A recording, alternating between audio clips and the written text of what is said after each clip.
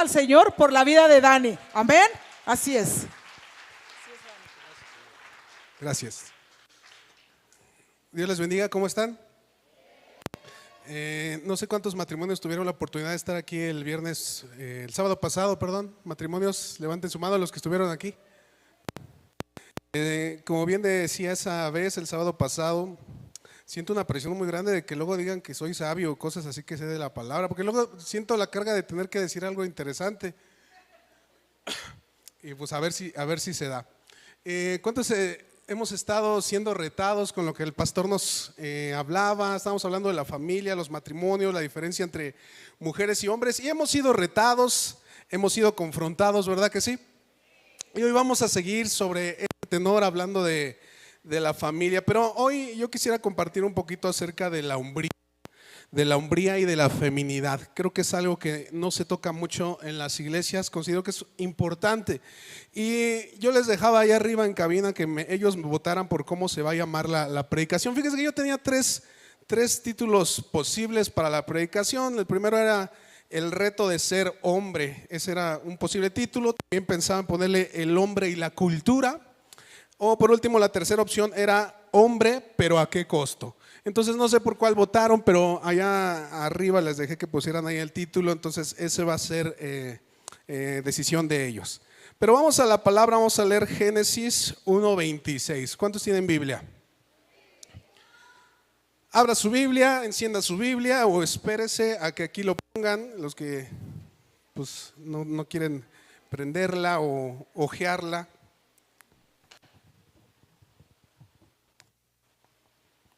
Y vamos a leer Génesis 1:26. Cuando ya lo tengan o ya está acá, me dicen amén. ¿Estamos listos?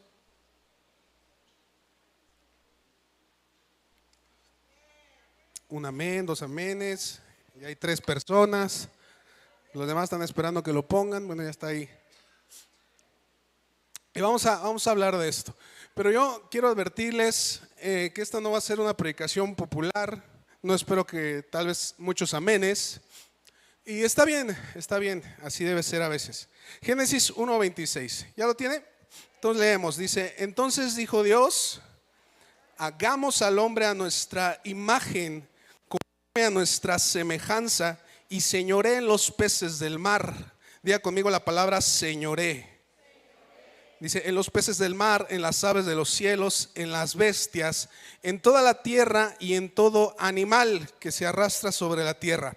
Y creó Dios al hombre a su imagen, a imagen de Dios lo creó, varón y hembra lo creó. Y los bendijo Dios y les dijo: fructificad y multiplicaos, llenad la tierra y sojuzgadla, y señoread, nuevamente diga conmigo, señoread, en los peces del mar, en las aves de los cielos y en todas las bestias que se mueven sobre la tierra. Entonces hay unas palabras aquí clave que me gustaría resaltar, que es la palabra señorear. ¿Y qué significa señorear? Significa dominar, sojuzgar. También significa cuidar de algo, cuidar de la creación en este caso. Y quiero que leamos otro texto que van a ser la base para lo que voy a empezar a decir. Génesis 2:8. Ahí tantito, sáltese una hoja o muévale tantito abajo al celular, o lo ponen aquí en pantalla y dice el 8. Y Jehová Dios, ¿qué dice? Plantó un huerto en el Edén, al oriente, y puso allí al hombre que había formado. Entonces Dios pone al hombre en el huerto del Edén. Y quisiera comenzar con estos textos, porque son los textos más antiguos, bueno, la narración más antigua acerca de lo que Dios planeó para el hombre cuando lo crea como humanidad. Y hay un texto curioso donde dice que Dios dijo: hagamos al hombre a nuestra imagen y semejanza. Pero no sé si le agarró ahí algo que parece que no tiene tanto sentido. Cuando dice que crea al hombre, inmediatamente dice varón y hembra los creó. ¿Sí le puso atención a esa parte? Pues resulta que en ese texto que está en el primer capítulo de Génesis, que es la primera versión de la creación, nos dice que Dios crea al hombre y a la mujer en el 6º día. Es algo que Dios crea al mismo tiempo.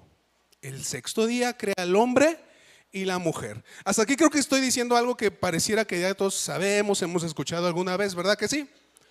Pero resulta que cuando vamos al capítulo 2, la historia cambia por completo. Porque en el capítulo 2 dice la Biblia que Dios creó al hombre solo. Y que pasaron muchas cosas, después creó a los animales, las plantas, y pasó tal vez años, no sé cuánto pasó, y llega un momento en que Dios se da cuenta que el hombre estaba solo y dijo: no es bueno que esté solo, le haré ayuda idónea. Y dice que entonces lo hace dormir y de la costilla saca a la mujer. Muy interesante los relatos, fíjese cómo lo estoy diciendo, los relatos, que son dos. Porque en el primero dice que Dios crea al hombre y a la mujer al mismo tiempo. Y en el segundo dice que Dios crea al hombre primero, tiempo después a la mujer. Pero no quiero que nos concentremos en estas cosas, porque a pesar de que estas son cosas muy densas que allá arriba pues en el instituto se estudian, que por cierto, esto lo digo más para motivarlos a que se metan a estudiar, porque estas diferencias, estas discrepancias, etcétera. Pero hay un mensaje que yo quiero darte. El mensaje de Génesis es que Dios crea al hombre para gobernar, para señorear, y pone a su lado a una mujer que lo va a ayudar. ¿Cuál será el relato correcto entre primera de Génesis, Génesis capítulo 1 y capítulo 2? No lo vamos a resolver hoy, pero lo que sí me queda claro es que el mensaje es sencillo. Dios crea al hombre a su imagen y semejanza para señorear, gobernar y para cuidar un jardín en este caso. Entonces, lo primero que quiero decirte es que Dios eligió al hombre para cuidar su huerto. Voy a decirlo una vez más, Dios escogió al hombre para cuidar su huerto. Y en este caso tenemos en la historia de Génesis la narración de un jardín literal. Seguramente tenía árboles, tenía plantas, había animales, etcétera, etcétera, etcétera. Pero teológicamente, simbólicamente, el día de hoy, yo quiero decirte, Dios al que encargó de cuidar su huerto es al hombre. ¿Cuántos hombres hay aquí? A ver, levanten su mano todos los que están seguros que son hombres. Los que están batallando todavía, no la levanten, no es necesario. A ver, hombres, déjenme verla, bien arriba. A ver cuántos voy a tener que decirles esto. Muy bien, baje su mano. Hombre, a ti Dios te encargó la misión de cuidar tu huerto. Tu huerto es tu esposa, tus hijos, tu casa, tu familia. Ese es el huerto que Dios te concedió a ti cuidar. Y yo quiero preguntarte, ¿cómo estás cuidando tu huerto? ¿Qué tanto empeño le estás poniendo a cuidar tu huerto, tu esposa? ¿Cómo la cuidas? ¿Cómo la apapachas? ¿Cómo la vistes? ¿Cómo le enseñas? ¿Cómo la cuidas a tu huerto? ¿Cómo la estás cuidando? Y yo sé que le estoy hablando a pocos hombres a lo mejor que tienen hoy su familia aquí. Tal vez de todos los hombres que hay, algunos son jóvenes, algunos a lo mejor separados, pero hay unos cuantos que están con su familia el día de hoy. Yo quiero preguntarte, ¿cómo estás cuidando a tu familia? ¿Qué tanto tiempo le estás dedicando? Porque Dios le encargó esto, ¿a quién? Al hombre. Y le puso una ayuda que debía ser una ayuda idónea. Pero la narración de Génesis nos cuenta algo bien curioso. Alguien se metió a ese jardín, alguien se metió a ese huerto. La Biblia nos enseña en Génesis capítulo 2, 3, que al jardín llegó una serpiente. Digan conmigo serpiente. Y vamos a hablar de esa serpiente un poquito. Que no es la suegra, hermanos. No. Por si uno ya estaban pensando, y sí, a mi casa también llegó una. No, es tu suegra. En el libro de Génesis cuenta que vino una serpiente a ofrecerle una tentación, pero yo quiero llamar tu atención a quién primero le pone esta tentación o por quién empezó la mujer, que diga la serpiente, a quién pensó que podía engañar. Y yo les voy a decir que una vez más, esto que voy a decir ahorita sé que tal vez no despierta tantos amenes, no nos va a gustar mucho porque va en contra de lo que a lo mejor la sociedad ya nos ha inculcado. Pero la persona que fue influenciada primero por la serpiente fue la mujer. aunque las mujeres no digan amén y los hombres tengan miedo de decir amén, la primera en ser influenciada por la serpiente fue la mujer. Y aquí viene algo que para mí me parece muy curioso y muy interesante: el poder de la influencia de una mujer sobre el hombre. El poder que una mujer tiene para influenciar en la vida del hombre es impresionante, hermanos. Lo vemos en la Biblia y lo vemos en la cultura actual. De hecho, hay salmos por ahí contemporáneos que dicen: por una mujer bonita. No me acuerdo de la canción cómo va, pero todas las canciones que hablan acerca de cómo un hombre puede arruinar su vida por una mujer, porque el hombre está dispuesto a hacer muchas cosas por la mujer que ama. Ningún amén de los hombres. Bueno, déjenlo, intento otra vez. Los hombres están dispuestos a hacer muchas cosas por la mujer que ama. Chico. No, ya empezamos mal. Esto es preocupante. Ay, hermanos, tienen problemas de matrimonios algunos. Bueno, por lo menos Adán, bueno, por lo menos Adán, no usted, estaba dispuesto a hacer lo que sea por complacer a la mujer. La mujer tiene una gran capacidad de influenciar en el hombre, y el hombre quiere ver a la mujer, a su mujer feliz. Ya no va a decir amén, bien, voy a predicar para mí nada más. El hombre quiere ver a su mujer feliz, quiere verla realizada, quiere verla contenta, quiere a veces darle lo que ella quiere. Y es un amén, gracias.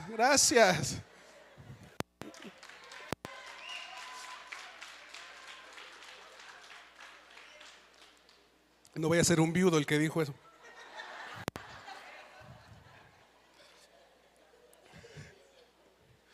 La mujer fue la primera en escuchar a la serpiente y influenció al hombre, influenció a Adán.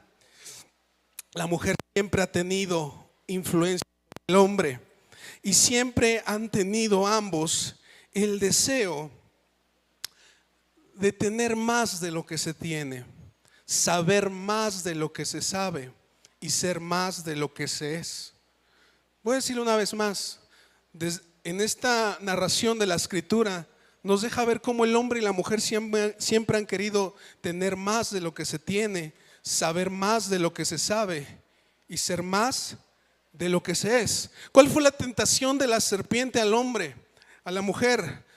Si tú comes del fruto del cual Dios te ha dicho que no comas, entonces serás como Dios y sabrás el bien y el mal. Y la mujer se vio tentada a saber lo que ella no conocía en ese momento, a ser como Dios, querer ser algo que no era en ese momento, tener algo que no tenía. Y esta tentación es una tentación que quedó plasmada en el ADN de todas las personas, y todos aquí, los matrimonios, queremos tener más de lo que tenemos, saber más de lo que sabemos y ser más de lo que somos. Todos lo queremos, digamos amén o no digamos amén, eso es una tentación que todos queremos. Y sabes, la serpiente engañó a Eva. Creo que eso es algo que debemos recordar sencillo. Era una mentira. Murieron espiritualmente después de haber comido de esto. Ciertamente tuvieron conciencia del bien y del mal, pero fueron expulsados del huerto del Edén, y toda la perfección que Dios tenía planeado para ellos se perdió, porque la mujer creyó la mentira de la serpiente. ¿Y por qué empiezo con esta historia? Déjame contarte algo de cómo estamos viviendo el día de hoy, que ustedes ya han escuchado de esto. Allá afuera se cuenta, de hecho sus hijas, sus hijos están siendo adoctrinados con ciertas cosas, y yo quiero que nos pongamos al día respecto a esto. Las últimas décadas ha cobrado mucha relevancia el movimiento feminista. Creo que es algo que nosotros todos ya hemos visto de alguna manera en las noticias. Cada que viene el 8M, cada que hay manifestaciones, marchas, etcétera, etcétera. Pero todo esto, ¿cuándo comenzó? Pues comenzó en el año de 1848. 1848, en la ciudad de Nueva York, empieza lo que se conoce como el movimiento feminista. Esto ya tiene pues muchos años, 1848. ¿Cuántos años son? A ver, pues bastantes, ¿no? Bueno, nadie había nacido aquí, creo. Empieza el movimiento feminista. ¿Qué tiene que ver todo esto de la serpiente? Mire, tiene esto que ver, hermanos. A ver si logro explicarme. La serpiente, siendo astuta, representando el mal, representando a Satanás, supo de qué lado poder influenciar en una casa, en un hogar, en un jardín, en una familia. Y el día de hoy estamos viviendo consecuencias de cosas que empezaron en 1848 en la ciudad de Nueva York, donde se levantaron un grupo colectivo de mujeres a pelear por su derecho a votar. 175 años, ya se puso a hacer la cuenta bien. Bueno, fíjese, la mujer empezó pidiendo sus derechos para votar, por igualdad, por igualdad de género, por no discriminación hacia las mujeres. Quiero que entienda algo, esta premisa. El feminismo empieza por causas buenas, por causas honestas, por causas justas. Pero como muchas veces les he comentado a algunas personas en clase, todo puede empezar con una buena intención, de una buena manera, y en el camino se puede corromper. Las mujeres empezaron en este año en Nueva York exigiendo que ellas también pudieran votar, cosa loable, ¿sí o no? Las mujeres tienen derecho a votar. Estamos hablando de elecciones, gobernadores, etcétera, etcétera. ¿La mujer tiene derecho? Claro. ¿La mujer no debe ser discriminada en ninguna situación? Claro que no debe ser discriminada. ¿La mujer tiene los mismos derechos en cuanto a educación, a salud, a vivienda, etcétera, etcétera, que el hombre? Claro, tiene los mismos derechos. Todo el feminismo comienza como algo, una pelea justa, una pelea honesta, una pelea digna de apoyar. Empieza así, repito la palabra, comienza así. Pero no continúa así. No continúa así el día de hoy. El día de hoy nosotros estamos viviendo las consecuencias de una serie de cosas, de decisiones, de ideologías que han pervertido todo lo que comenzó el movimiento feminista genuino. Hoy estamos en una decadencia en nuestros tiempos. Y yo quiero que veamos unos videos que les encargué por ahí. Y yo quiero preguntarle, ustedes que están aquí, ¿ustedes podrían contestar la pregunta, ¿qué es una mujer? A veces las preguntas más obvias, más sencillas, me doy cuenta que son las más difíciles de responder. Si yo les preguntara qué es el tiempo, todos tenemos nociones del tiempo, pero nadie sabe definirlo. ¿Qué es el dinero? Todos sabemos qué es el dinero, pero nadie sabe definirlo, cómo exactamente qué es. Y esta pregunta es muy importante, hermanos. ¿Qué es una mujer? Y yo quiero que vean los resultados de este tipo de ideologías al día de hoy. Vamos a ver.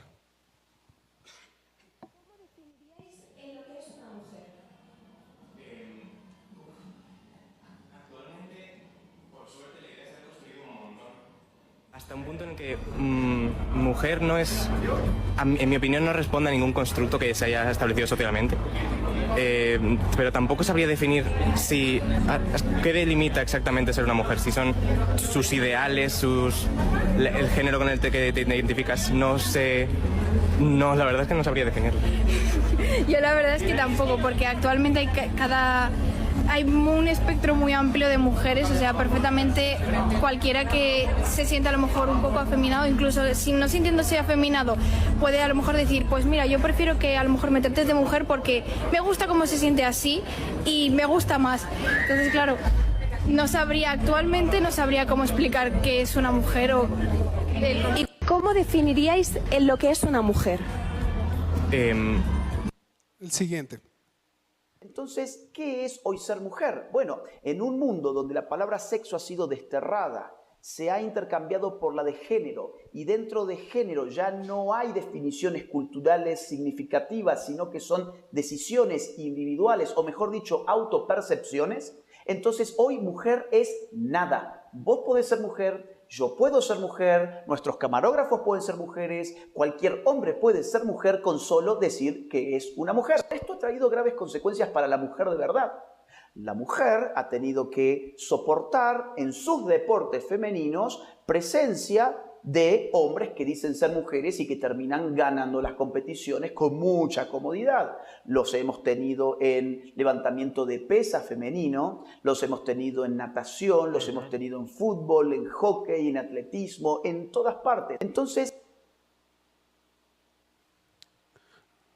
muy bien. El día de hoy vivimos en un relativismo, en un posmodernismo, donde ya no hay definiciones claras, donde ya nadie sabe. Ustedes se dieron cuenta, desgraciadamente España ya cayó ante estas ideologías. España fue de las primeras. Gracias a Dios todavía México aguanta, todavía va a aguantar algunos años, en tanto que las iglesias con valores, con principios, con valores que emanan de la palabra puedan seguir resistiendo. Pero España ya cayó, es un claro ejemplo de cómo ha caído. A ustedes le preguntan a los jóvenes que estudian en España qué es una mujer, y la gran mayoría no saben qué es una mujer, porque ya la mujer pues, no depende del físico. Para ellos puedes tú ser perfectamente una mujer en un cuerpo de hombre, y perfectamente puedes tener a lo mejor cuerpo de mujer y sentirte hombre. Así que vivimos en una etapa, hermanos, donde cada día avanza esto más hacia México, donde ya nadie sabe qué es una mujer. Ya la escuela también les va a empezar a enseñar eso a sus niños. Todos ustedes tienen niños en la escuela, bueno, supongo que varios, primaria, secundaria, universidad. Bueno, nuestra cultura, déjame decirte algo, los está bombardeando diciéndoles que el cuerpo ya no define el sexo, que el cuerpo no define nada, que todo es solamente lo que tú quieras ser en tu imaginación, lo que tú quieras. Les dicen a las personas, ¿qué eres? ¿Qué es esa persona? Ah, pues hay que preguntarle qué es. ¿Cómo que hay que preguntarle? Sí, porque cada quien pues se tiene que definir a sí mismo. Eso es lo que se está enseñando en nuestra sociedad. Creo que es algo que nosotros lo hemos visto un poquito por acá, un poquito por allá, pero hoy quiero decirte claramente, hermano, una mujer es alguien que tiene cuerpo de mujer. Sencillo. Tiene senos, tiene su aparato reproductor femenino, tan sencillo como que es mujer. Cuando un niño nace, cuando un bebé nace, salen ahí los doctores y dicen, pues este tiene pene, pero a lo mejor va a ser niña, trans. No, eso no dicen. ¿Qué dicen? Es niño. ¿Y si tiene su vagina? Mujer, es niña. Tan sencillo como eso. A ver, hermanos, hay unas cosas que son sencillas, pero ¿sabes? El hombre en sus tonterías ha tratado de cambiar esto, y desgraciadamente la gente disque culta se ha comprado estos cuentos. Y ustedes le preguntan a universitarios y están totalmente de acuerdo con estos cuentos de que, pues, ¿qué es? Pues pregúntale. Porque es no binario, porque es un compañere, porque nadie ya sabe lo que es hasta que según le preguntes. Y no y cuidadito de ti si asumes el sexo de alguien, porque en España y en Argentina eso te puede costar la cárcel. Asumir el género de alguien, no debes decir si es hombre o mujer, pregúntale qué es, qué se siente. Y es como decirle a una persona, mira, le preguntaban a alguien, bueno, uno estaba haciendo este tipo de entrevistas y le preguntaba a estas señoritas, les preguntaban, si yo me siento niño, ¿tú vas a respetarme como niño? Y decían, sí, pues si tú te sientes niño, debemos aceptar que tú te sientes como niño. Y le preguntaba, bueno, si un hombre de 40 años que se siente como niño quiere salir a jugar con tu niño, ¿le darías permiso? Ahí ya la piensan y dicen, no, pero es que… Y empiezan a hacer decir una serie de tonterías porque no saben explicar esta tontería de que cada quien es lo que se percibe y que hay que respetarlo como tal y aceptarlo como tal. Y vivimos en el mundo de la locura, hermanos. Vivimos en el mundo de la locura. Pero gracias a Dios que vivimos en México, Estamos un poquito todavía lejos de que pase eso, de que se aprueben todas estas leyes, pero déjenme les advierto, viene para acá, viene para acá, viene para acá. Y en unos años va a estar cada día más fuerte. Ya tenemos los libros en la escuela, ya lo están metiendo. Los libros que muchos estaban quemándolos, haciendo mucha faramaya. Yo no sé si era lo mejor quemarlos, pero de que ya se lo están enseñando a los niños, ya se lo están enseñando. Que el sexo no define quién eres. Porque hoy ya ni siquiera se considera la palabra sexo, sino género. Y uno de los tantísimos géneros que cada quien quiera asumirse. Entonces lo que te estoy diciendo, hermanos, es que todo esto empezó. ¿Por qué empezó todo esto? ¿Cómo llegamos aquí? Por una lucha honesta, una lucha genuina de pedir los derechos de las mujeres. Pero en ese camino se han ido descomponiendo un montón de cosas. Y hoy ya vivimos en el mundo de la locura, donde ya ni siquiera se podrían pedir los derechos de mujeres, porque cada quien si quiere sentirse mujer es mujer, y entonces hay que darle derechos de mujer al que diga que es mujer, y la mujer ha pasado a ser nada. No existe una mujer. Para nuestra sociedad la mujer es nada, no existe. No hay nada que la defina, no hay cosas que tú puedas decir que una mujer debería de tener, no. Y desgraciadamente te voy a decir, ¿por qué estoy diciendo esto? Todo esto ha sido culpa de los hombres en muchas cosas. Mira, la lucha de las feministas empieza por el machismo excesivo, por la violencia que había en casa, por la misoginia de muchos hombres, y todos aquí la verdad es que recordamos que nuestros abuelitos eran hijos de Pancho Villa, ¿sí o no? ¿Cuántos se acuerdan de sus abuelitos? ¿Cómo eran? Bien cariñosos, bien fieles, bien hogareños. El 90% de los abuelitos aquí de las personas eran borrachos, eran mujeriegos, y algunos todavía se les quedó. A ver, voltea a ver al que tienes al lado con sospecha. Y por estas cosas las mujeres se levantan en protesta, cosa buena, cosa loable, pero te voy a insistir, la culpa es de los hombres porque no les enseñaron a ser buenos padres. Ninguno de ellos fue un buen padre en su casa. Y vivimos en el mundo del sinsentido. Y quiero avanzar en esto, tal vez no acabe el día de hoy, tal vez continúe el viernes, pero yo quiero hablarte de tres cosas que yo veo, problemas que el feminismo ha involucrado en la iglesia cristiana. Tres cosas. Miren, allá afuera están batallando con el sinsentido de no saber qué es una mujer y qué es un hombre. Nosotros creemos que eso lo tenemos resuelto. Les acabo de decir que una mujer es aquella persona que tiene todo su cuerpo con cosas de mujeres, pechos, vulva, etcétera, etcétera. Y el hombre es aquel que tiene su parte. No lo digo porque algunos son sensibles, pero ustedes entienden. Creo que esa parte la tenemos nosotros resuelta, pero hay tres cosas que todo esto ha perjudicado dentro de la iglesia. Hay tres cosas que nosotros estamos batallando y las voy a enumerar las tres, aunque no sé si me dé tiempo de profundizar en las tres. Número uno, creo que tenemos un problema a nivel general de iglesias aquí, en la que tú conozcas, en el país que tú conozcas, la que tú veas por internet, todas ellas yo creo que tienen un problema, bueno, la gran mayoría. La feminización de la iglesia. La iglesia se ha feminizado.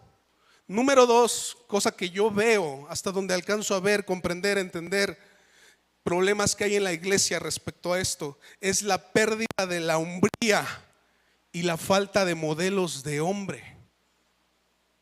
Número tres, el discurso de empoderamiento femenino. Son tres cosas que yo veo y vamos a analizar poquito a poco. Vamos con la primera. La primera se debe al abandono que hemos tenido los hombres de los asuntos de la iglesia, como la oración, el evangelismo, el estudio de la palabra. Esto que te estoy diciendo está basado en estadísticas, hermano. El primer punto, la feminización de la iglesia. La iglesia se ha feminizado. Y no me dejarán mentir, ¿cuántas reuniones tenemos en la iglesia donde siempre hay más mujeres que hombres, sí o no? A ver, en el retiro, ¿cómo nos van los retiros, hermanos? ¿Cómo nos dejan las mujeres ahí en cuanto a cantidades? Hombres, ¿cuántos van al retiro? 20, 25, 15, los que A los mucho 25. ¿Y cómo han ido los retiros de mujeres, hermanas? No tienen ni dónde acostarse, unas se duermen creo que en el pasto de tan llenísimo que está. ¿De cuántas se han dormido en las camas ahí las mujeres? Creo que hasta de 3 personas han dormido, porque la gran mayoría en las iglesias son mujeres. Y les voy a decir algo, en las reuniones de oración, ¿cuántos creen que vienen más? Mujeres. ¿Y dónde están los hombres? Pregúntense. Dice que trabajando, ¿verdad? Los baquetones no están ahí en la casa. Pero según los hombres están trabajando y las mujeres por eso están en la oración. Y en los congresos de mujeres, ¿han visto los congresos de mujeres aquí y en otras iglesias? ¡Oh! Se atasca hasta allá afuera, hay filas. Y las reuniones de hombres, si venimos 30, 40, vienen los puros empoderados porque tienen que ser jefes para estar aquí. Porque los que obviamente no están son porque son unos esclavos que no los dejaron venir.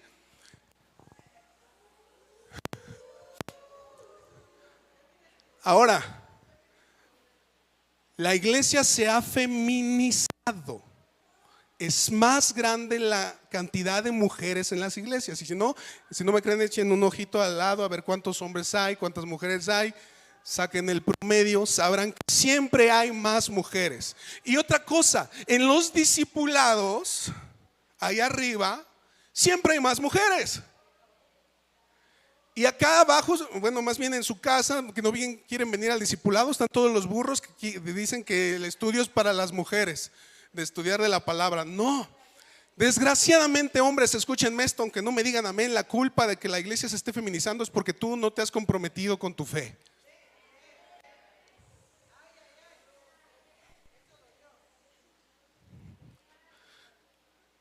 Miren, hermanos, no solamente se ha feminizado en cuanto a cantidad.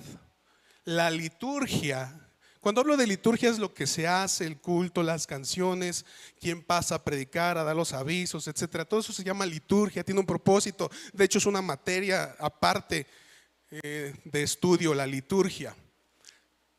Dentro de todas las cosas que hay que estudiar de la liturgia, una de las cosas es la alabanza. ¿Qué se canta? ¿En qué momento? ¿Cómo se canta? Las letras de las canciones. Y mira, yo no sé si se han dado cuenta que todas las letras o la gran mayoría de letras de hoy, que son las más populares a nivel mundial de iglesia, parece que se está cantando una mujer. ¿En qué sentido? Siempre son canciones de mi amado, yo soy tu niña, la niña de tus ojos. Toda la alabanza se está feminizando. Mi amado es. Yo sé que estoy tocando unas vacas sagradas aquí de unas alabanzas que a ustedes les gustan mucho. Bésame con besos de tu boca, quiero estar sentado en tu regazo.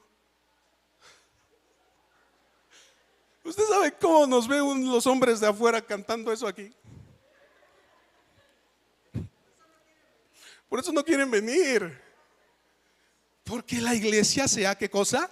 Feminizado. Las canciones parece que las canta una mujer desesperada.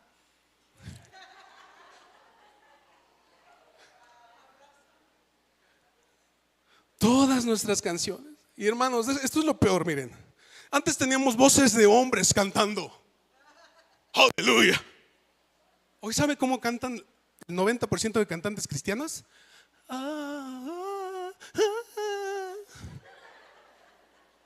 Puros melismas jotos que se avientan. A ver, yo no sé si, no quiero insultar, que se sientan insultados, pero déjenme decirles una realidad: la iglesia se ha feminizado. Número uno, aquí sí cantan hombres. Bueno, aquí todavía conservamos esa voz de oh. Pero la iglesia a nivel mundial se está feminizando.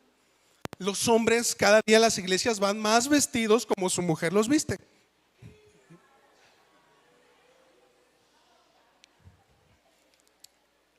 La iglesia se está feminizando.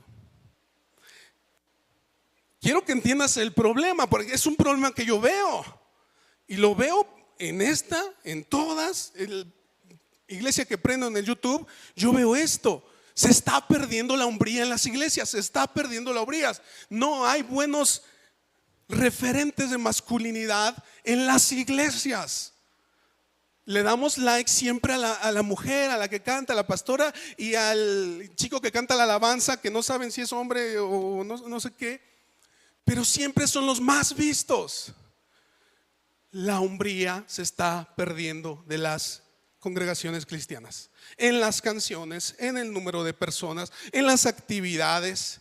Siempre hay actividades para las mujeres, no necesariamente aquí, pero yo siempre veo, van a decir que estoy bien chismoso ahí en las redes, ¿verdad? Pero veo siempre taller para mujeres de esto, taller para mujeres del otro, y vamos a enseñarle a las mujeres de la iglesia a coser, a bordar y a hacer manualidades y esto y el otro, y están las iglesias llenas de actividades para mujeres.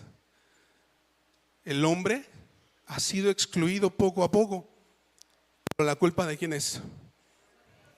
Del hombre. Se han excluido porque no vienen, porque no se disipulan, porque no están ahí en los tiempos de oración, porque siempre mandan a la mujer, porque quien debe ir al instituto es la mujer y en vez del hombre. Tú deberías ser el que está ahí, hombre. Ningún amén dijo los hombres.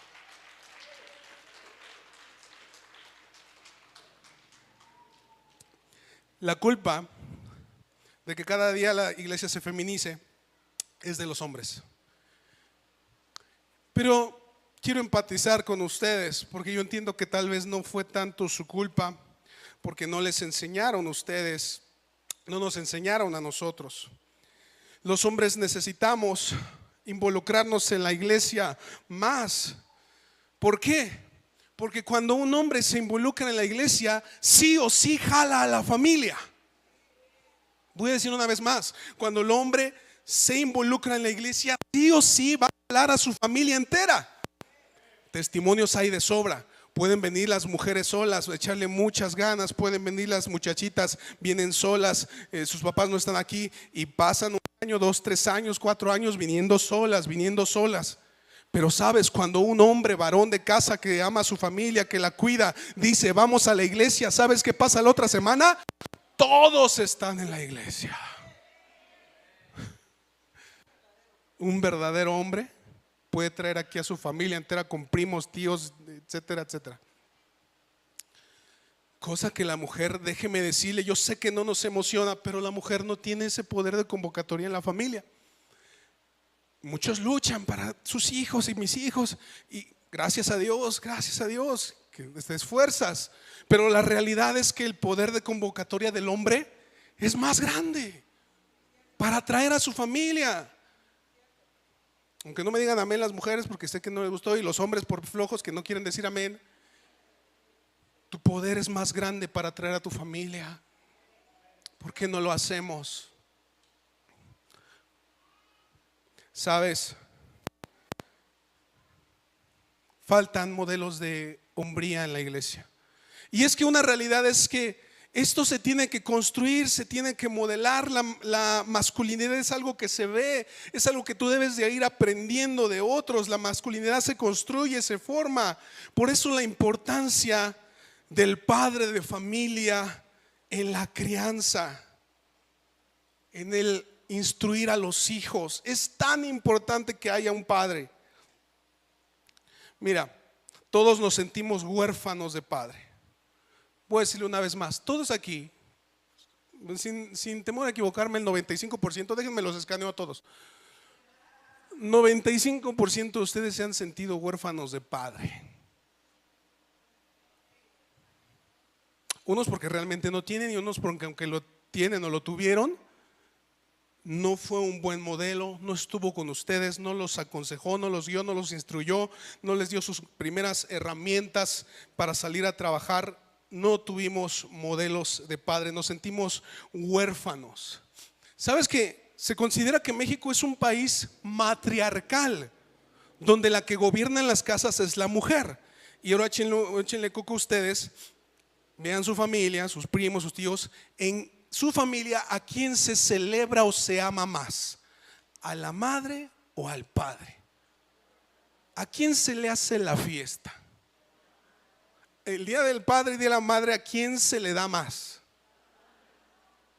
Vivimos en una sociedad matriarcal, donde todos queremos más a la mamá, porque tal vez la tuvimos más tiempo con nosotros o sentimos más el cariño de la mamá. Y sabes, el enemigo es astuto, la serpiente es astuta, porque en México la deidad o el ídolo más grande que nuestra nación celebra, ¿sabes quién es? Una mujer, María o Guadalupe. Por sobre Jesús. Nuestra nación no sabe casi nada de Jesús, pero sabe celebrar a Guadalupe. Vivimos en una sociedad matriarcal porque nos sentimos huérfanos de padre. Y esto te lo ha arrojado la cultura en todas las películas, en todas las series. Miren, la cultura, fíjate lo que ha hecho con nosotros, contigo, cómo ha manipulado la realidad.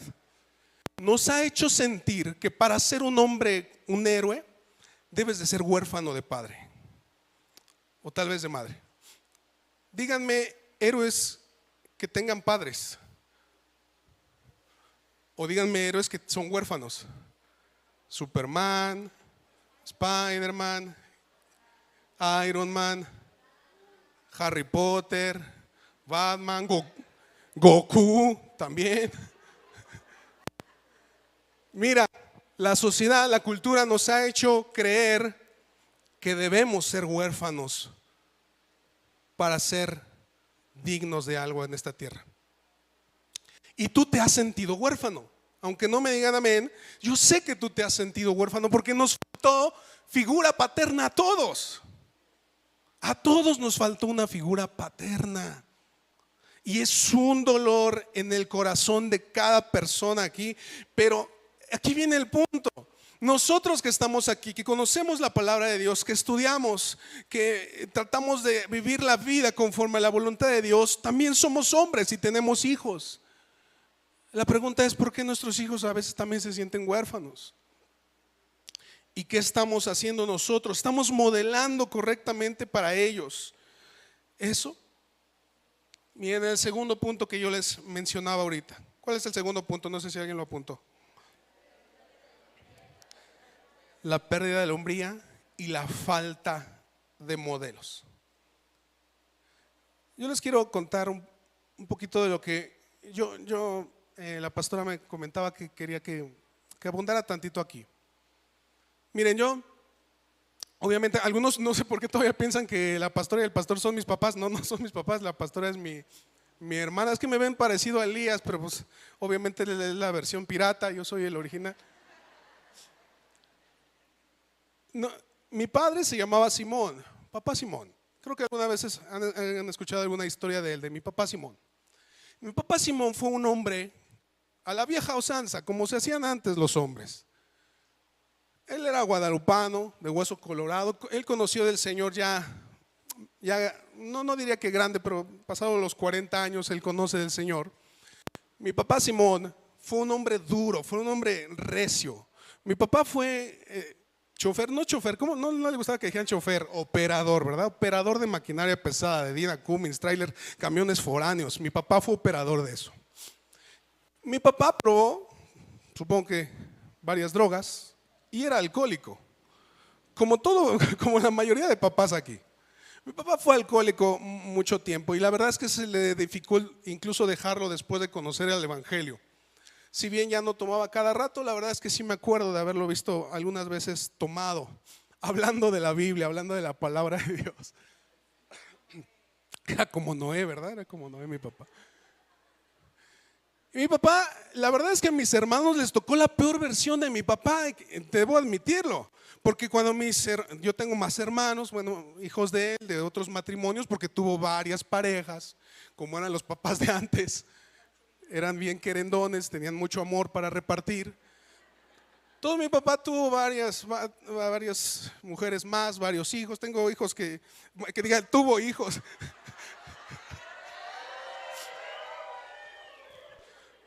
Yo he reconocido a todos los que he tenido. Mi papá tuvo muchos hijos. Tengo hermanos que ni siquiera sé cómo se llaman. María, ¿verdad? Se llama una de las hermanas más grandes.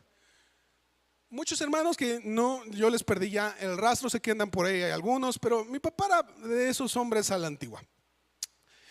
Y mi papá era un hombre recio con mis hermanos, con todos los hermanos mayores, y también les tocó todavía, les repartiera bastante salvajismo a la pastora y a mi hermana Gris, que siempre que se acuerdan de mi papá como que se les sale una lagrimita, porque mi papá fue muy duro con ellos. Y mi papá conoce al Señor poquito antes de que yo naciera. Poquito antes de que yo naciera, mi papá conoce al Señor. Después de batallar mucho con los cristianos, porque a mi papá le gustaba apedrearlos, pero ya después de un tiempo se convenció, tiró sus imágenes, las rompió.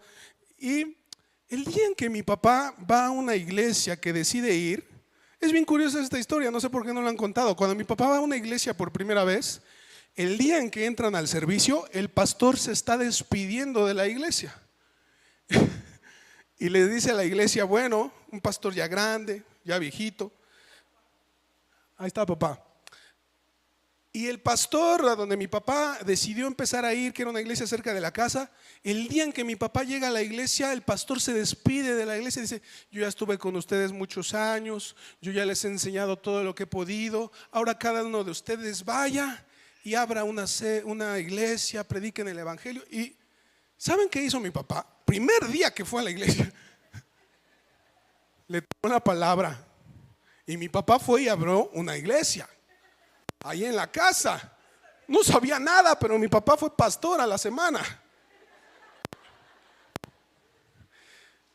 Y a mí me tocó esa última parte, porque cuando yo nací mi papá ya era pastor.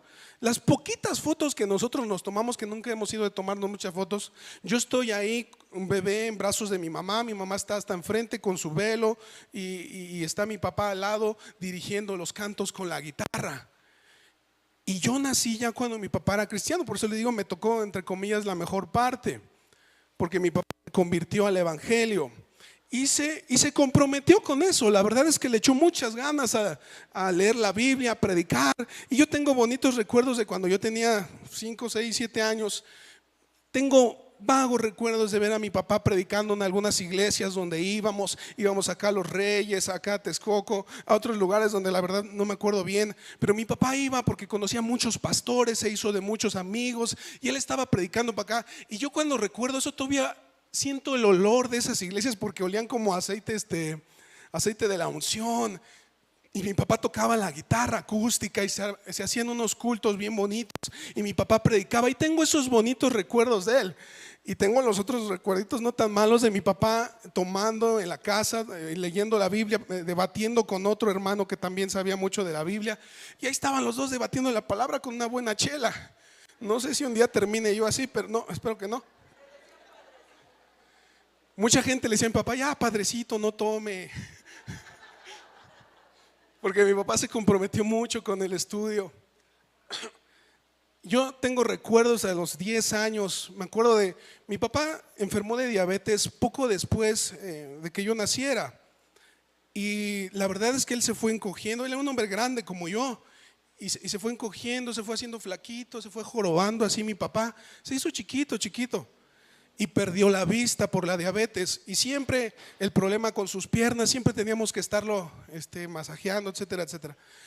Pero me tocó esa parte de la vida de mi papá, cuando estaba en la iglesia, en las cosas de Dios, pero ya no trabajaba, bueno, en el sentido de que gracias a Dios mi papá pudo poner un negocio y de ahí pues ahí se iba solventando sus gastos porque ya no podía salir a trabajar. Mi papá era de esos hombres que se compró en su vida 4 terrenos, no 4 terrenos, 5 terrenos. Yo no sé cuántos de aquí tenemos 5 terrenos, creo que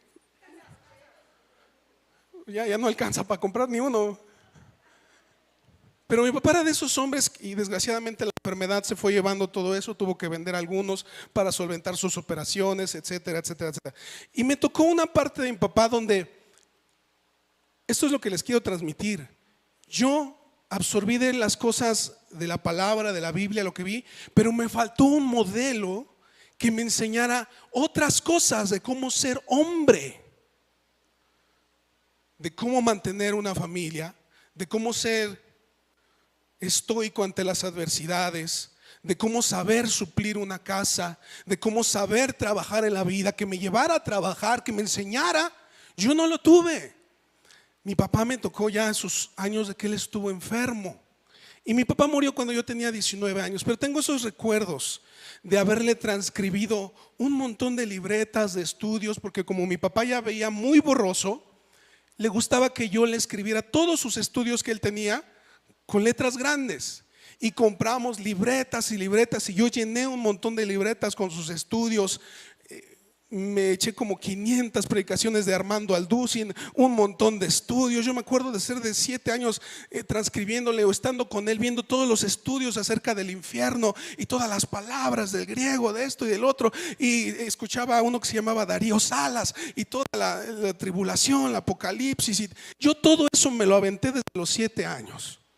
6, 7 años. Yo le dibujé todo lo que los estudios él veía, compraban VHS, los veíamos, los cassettes, etcétera. Yo de doctrina desde los 7 años yo le transcribí todo lo que pude transcribirle a mi papá.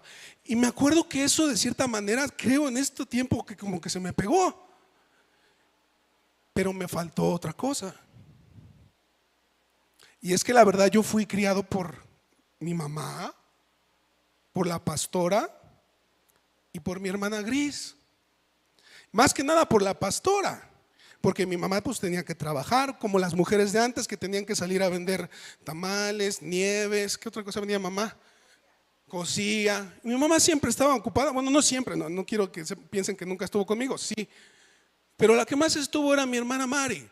Y mi hermana Gris fue la primera que me sacaba, porque decían, mi pobre hermanito siempre está aquí en la casa. Fue la primera que me sacó a dar la vuelta. Pero yo veo esto, hermanos, que quiero decirte. No se trata solamente de que le enseñemos a nuestros hijos las cosas de la iglesia, que bueno, es necesario, es vital, pero necesitamos modelos de hombre en todas las áreas de la vida. En todas las áreas, hermano. Necesitamos que nos comprometamos. Mira, esta no es una predicación para que el día de hoy salgas diciendo ya cambié por completo, no. Es para que el día de hoy sembrar una semillita en tu mente, varón, que tus hijos te necesitan desesperadamente. Construye la hombría de tus hijos. Construye la hombría de tus hijos. ¿Sabes qué? Yo tengo una tesis, bueno, una idea que está muy clara en mi mente, pero se las comparto y no me creen. Que yo creo, hermanos, que estamos echando a esta generación a perder mucho. Les hemos dado excesivamente juguetes, les hemos dado excesivamente pantallas, les hemos dado excesivamente buena comida a nuestros niños y los llevamos a las hamburguesas, las pizzas, esto y el otro, y al parque y al otro. Los hemos llenado de tantas cosas, hermanos. ¿Saben por qué? Porque dijimos tú y yo en un momento, yo quiero que mis hijos no sufran lo que yo sufrí y quiero que ellos tengan lo que yo no tuve. Tu intención, hermano, créeme, es buena, pero tal vez no es el modelo correcto, porque los estamos echando a perder. Los estamos echando a perder. Y les repito, todos ustedes que hoy son alguien en la vida es porque salieron a partirse la cara con el mundo de a de veras y salieron a echarle ganas porque no tuvieron. Por eso hoy tienen. Pero ¿sabes de los niños que ya les hemos dado demasiadas cosas? ¿Cómo van a ser ante la vida? Frágiles, frágiles, frágiles, frágiles. Los nietos de muchos de ustedes son fragilísimos, fragilísimos. Mis hijos también he dado cuenta que se están haciendo frágiles. Solamente quieren estar en el celular, solamente quieren que les compre, solamente quieren que les dé, que les dé, que les dé. Los estoy haciendo frágiles. Necesitamos, hermanos, balancear esto. Dales amor, instrúyenlos en las escrituras, pero enséñales a ser hombres. Bueno, a los que son hombres, no le vayas a enseñar a tu niña a ser hombre.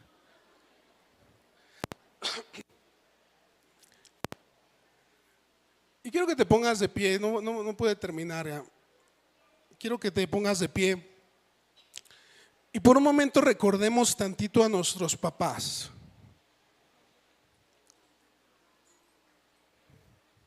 Yo quiero que cierres por un momento tus ojos, si me ayudan con el piano o ahí arriba con un poco de música. Yo quiero que todos nos preguntemos por un momentito, ¿cómo era tu papá?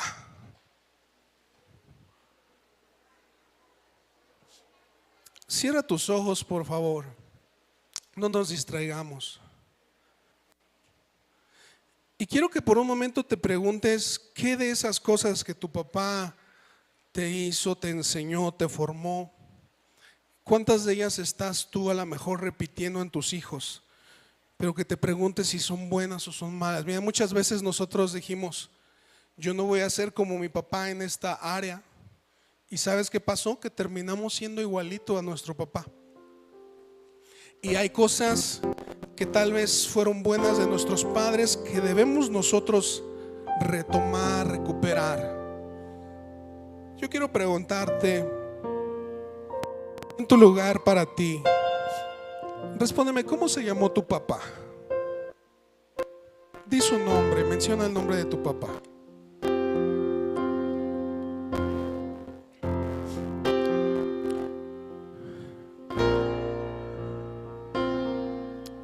Yo quiero preguntarte ahora, ¿quieres ser mejor que él? ¿Quieres enmendar los errores que él tuvo? No podemos solos, hermanos. Muchos de nuestros padres no conocieron a Dios. Muchos de nuestros padres tal vez sí fueron a la iglesia, pero hubo muchas cosas que no estaban bien en ellos. Y muchas veces estamos repitiendo eso en la crianza de nuestros hijos. Hoy yo quiero invitar a todos los hombres en este lugar que hagan un compromiso delante de Dios de ser mejor padre, pero de que Dios te guíe y te dé la dirección para hacerlo. Quiero hacer este llamado para los hombres. Necesitamos hombres en la iglesia. Necesitamos hombres que se comprometan con su fe, que se comprometan a que ellos van a ser los sacerdotes de su casa. Necesitamos hombres que ellos sean los que se paran a orar por su familia. Necesitamos hombres que sean los que le enseñan la palabra a su esposa y a sus hijos. Necesitamos hombres que sean los que le enseñen a los niños a trabajar, a usar las manos, a traer el alimento, a traer la provisión. La iglesia desesperadamente necesita que los hombres se levanten. ¿Cuántos hombres hay aquí que se van a levantar? La iglesia necesita que el hombre tome su lugar en su casa, en la iglesia, en la enseñanza, en la predicación, en la oración. ¿Cuántos hombres aquí se van a levantar?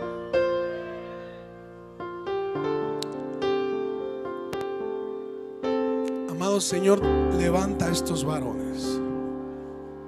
Pasen aquí adelante los hombres, por favor, principalmente los padres. Pasen aquí.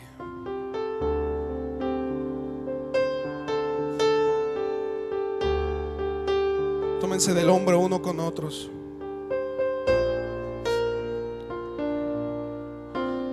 Vamos a hacer una oración.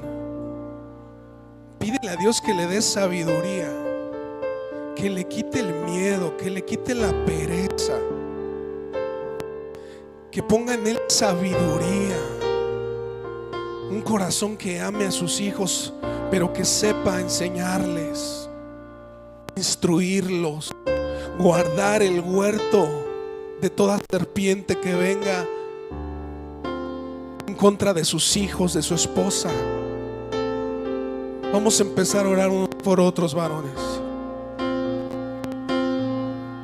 Vamos, empieza a levantar tu voz por el hombre que tienes al lado.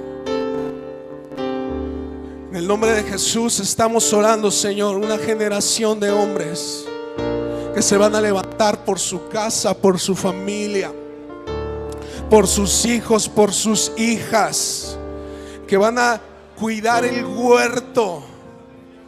Que toda serpiente que trate de venir a sus hogares, toda ideología, Señor, dales la capacidad, Señor, de echarla fuera. En el nombre de Jesús yo te pido que todos ellos sean hombres, Señor, íntegros, valientes, esforzados. Señor, quita de nosotros toda pereza, toda indiferencia, toda cobardía. Señor, el mundo nos ha bombardeado con un montón de cosas de cómo debe ser un hombre, y nos ponen a artistas, a cantantes como ejemplos. Señor, ayúdanos a quitar todo eso de nuestra mente, de nuestro corazón, de nuestra cultura. Que mis hermanos, Señor, aquí, padres, esposos, tengan un modelo en ti, Señor, no en los hombres de esta tierra, Señor, falibles, pecadores, mujeriegos, alcohólicos. Señor, levanta una generación de hombres que se levante con principios, Señor, que emanan de tu palabra. En el nombre de Jesús. Vamos, bendice al hermano que tienes a tu lado, su familia, su trabajo. Levanta hombres, Señor, aquí. Nos está, Señor, poniendo de acuerdo unos con otros. Señor, nos levantaremos, pelearemos esta batalla, Señor, juntos. El hierro se aguza con hierro. El hombre se forja, Señor, también con el consejo de otro hombre. Empieza a levantar, Señor, esa generación aquí de padres, de hombres, Señor, comprometidos con la fe, comprometidos con la oración, comprometidos con el estudio de la palabra, comprometidos, Señor, con buscar qué es ser un verdadero hombre, Señor, y reflejarlo a sus familias. Hombre que ama, hombre que cuida, hombre que defiende, hombres que no son temerosos, hombres sabios, que saben tratar a la mujer como vaso más frágil. Hombres, Señor, que saben tratar a la mujer como vaso más frágil. Dale sabiduría, Señor, en el nombre de Jesús.